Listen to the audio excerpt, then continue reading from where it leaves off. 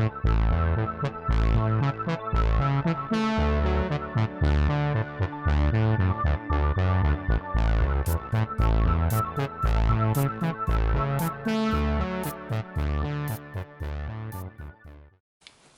everyone, welcome back to the L&S Crafts channel. My name's Lorraine and I'm coming to you from Kent in the UK. I'm not alone this morning. I have Rio the budgie with me, so he may make an appearance now and then throughout the video. I hope you don't mind, but I'm letting him get his exercise, and he likes being around company. He likes company, doesn't want to be on his own. So he might just kind of fly in and out, so hopefully it won't be too distracting. Anyway, so I have some knitting and some cross stitching to share with you. I haven't really been doing a lot of crafting over the last week.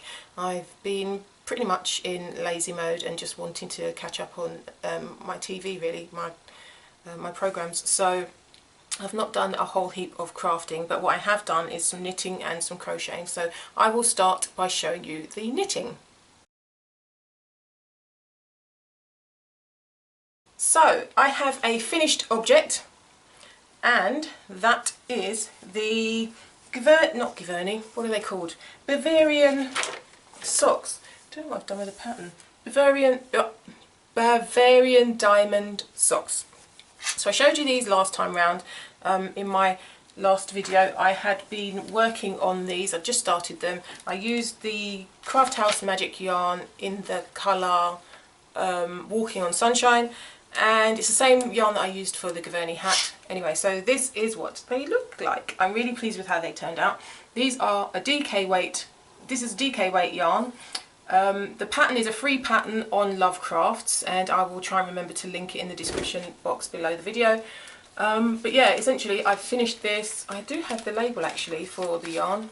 Here it is, Craft House Magic, and it's Walking on Sunshine. That's the yarn I used, and that's the information on there. Yeah, so it's a free pattern on Love Crafts. So I started by doing a twisted rib cuff for 2 inches, and then we go into the pattern, and then it's a slip stitch heel flap and gusset type sock, and I really like the way they turned out. They look quite good. The definition of the stitches is pretty good on this. I'm very happy with these. They're very thick and toasty, very comfy, and very much, I think, I haven't actually worn them yet. I've tried them on, so I know that they're very warm and snuggly. Very good, I think, for probably round the house socks, or even for boot socks. I was thinking about perhaps sticking those little rubber blobs on the bottom so that they're non-slip, but I don't really want to ruin the sock, so we shall see. But I'm definitely thinking that I could actually knit another pair of these because I really enjoyed the pattern. I like the way it looks, and I'm not usually one for using for knitting patterns in my socks, but the pattern itself was quite easy to get the hang of after a while. Once you do the first 2 repeats, then I think it's quite intuitive. You can figure out what your next step is. So yeah, I thought it was quite an easy pattern to follow. I didn't have any issues with it. I think perhaps I would probably go down a needle size. I think I used 3.25 millimetre needles, and I'd probably go down to a 3 just to make it a bit more of a snug fit. But generally I'm really happy with these, and these were a 56 stitch sock, I think. So yeah, so that's my finished object, and I started with a 100-gram ball of yarn. Sorry, the budgie likes the yarn balls. This is what I have left out of 100 gram, because I divided the ball into 2 to make the 2 socks concurrently, and that's all I have left, these 2 little balls. So these will go into a blanket, I'm presuming, at some future date. So yeah, I'm really pleased with how much I used. I could have perhaps made the, excuse me, Ria, I could have made the sock a bit longer, the leg of the sock a bit longer to take in the yarn, but I wasn't sure how much of it I was going to have left to be able to complete the sock, so I was trying to be cautious and just work to the pattern. So I've done exactly as per the pattern, the right number of pattern repeats before I've gone into the foot And yeah, I'm happy with it. So yeah, so that's my first finished object, and the only thing I've done knitting wise. So let's move into the cross stitch.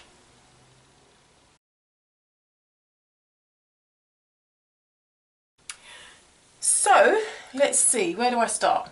I have a finish for my cross stitching. So last time round I was working on the Bothy Threads Swimming School piece, which is this one, and I had been working on part of the turtle. I'll insert a picture of what it looked like last time I showed you. So this piece is done on 14 counts Weigart Aida with a printed blue bubble background, and so you'll see what it looked like last time, and it's a finish. So this is what it is looking like now. I'm pretty pleased with it. It's completely finished off. There's very little back stitching, which is great with this, because once you've done all the stitching, there's just the detail to do around the eyes.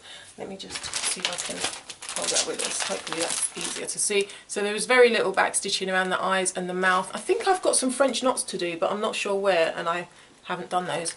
Probably in the eyes, but yeah, I've done the eyes and their eyes and this one, but that's it. That is all the detail. There's his eyes there. Those are all the details. That's it. It's completely done. I've added my 2022 mark at the bottom. Wasn't sure to put initials on there, but that is done, and I'm really happy that it's finished. It wasn't, to be honest, it wasn't. Ow! Sorry, he's biting me because he's trying to get to the ball of yarn. It wasn't my best cross stitch project.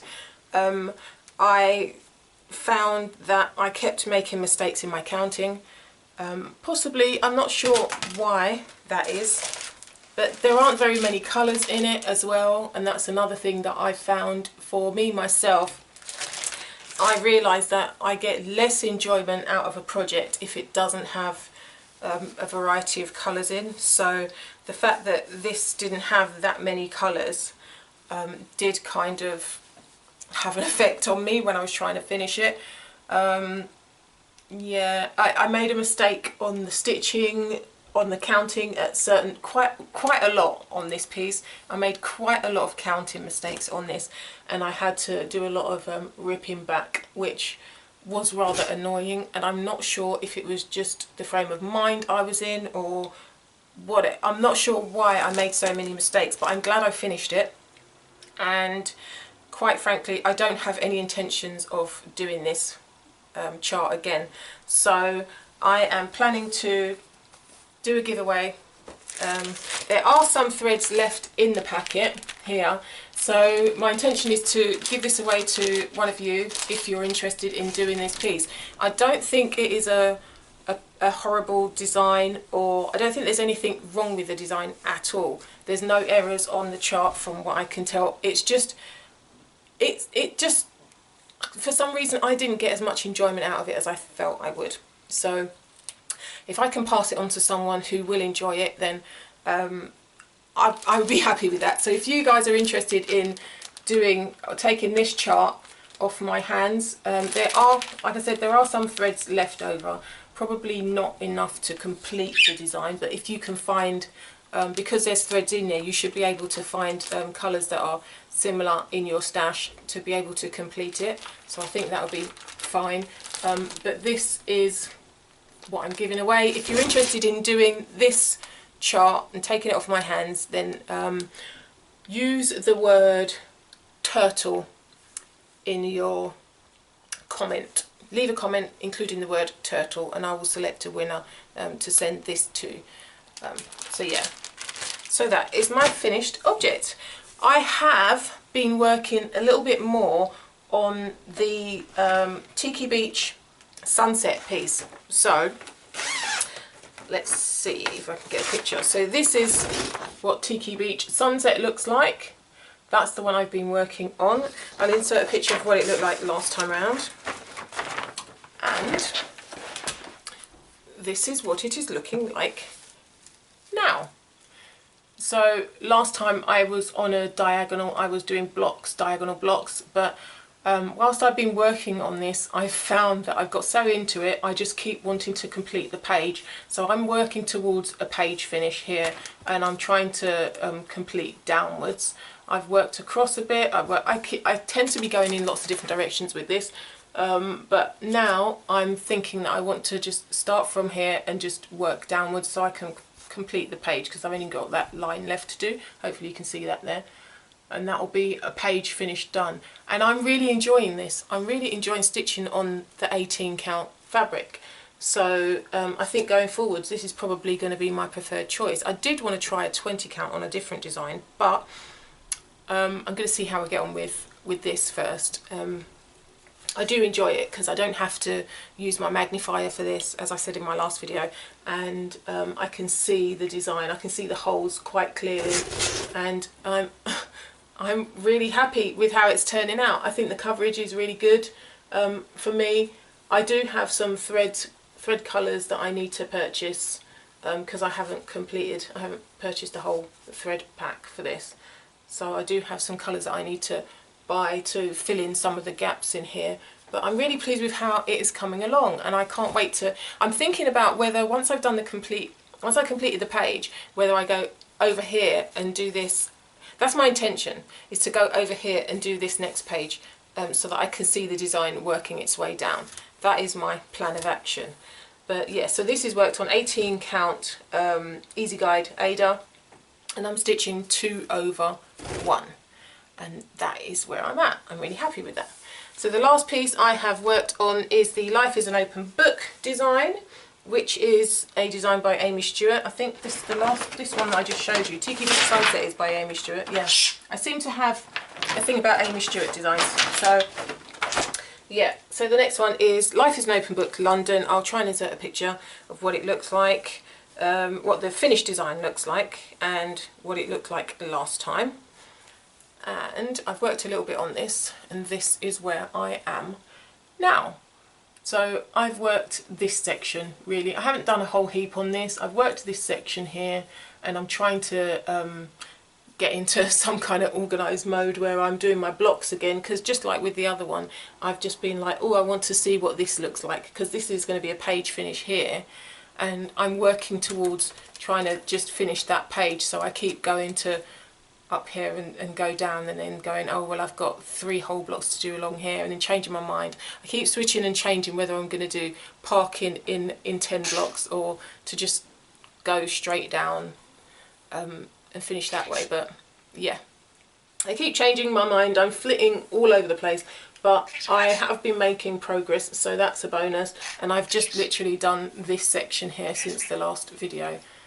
It takes a bit of time to work on this because this is stitched 25, this is 25 count, and I'm stitching it 1 over 1, so this is a little bit more taxing, and I need sometimes I need my magnifier, and I really do need good lighting for this, so this takes a little bit more effort, but I'm enjoying the way this is turning out, and I can't wait to just complete that page. So hopefully over the next couple of weeks I will make a bit more progress on this piece.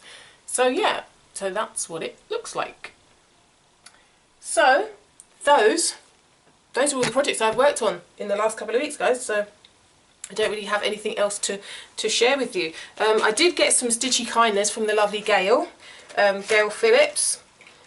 She's on YouTube, and I had mentioned to her that I keep having to rip stitches out, and I'm bending my stitching needles doing that. So she sent me these lovely, what do you call these? I can't remember what they're called now. I will call them Stitch Ripper Outerers because I can't think of another name for them. But there's a nice fancy name for these. But look at these. Look how pretty these are. Look at that. The butterfly, the elephant. She sent me 5 of these. I've got one on another project that I'm actually using. And yeah, they're so pretty. Is it 5? No, it could be more than 5. I've started using them already, so they are on my projects. But yeah, she gave me these, and I'm really pleased with them. So thank you so much, Gail, for my stitchy kindness. If you don't know Gail, I will leave a link to her YouTube channel in the description box below the video. Go and check her out. She does cross stitching as well as diamond painting, and have I seen, she does do some knitting, but I haven't seen her doing any knitting lately. So yeah, do check out Gail Phillips' channel, and I will leave the information in the description box below the video. So that is it from me. I will hopefully see you in a couple of weeks' time with some more progress and some updates on some of my other projects. But until then, take care, and see you next time. Bye for now.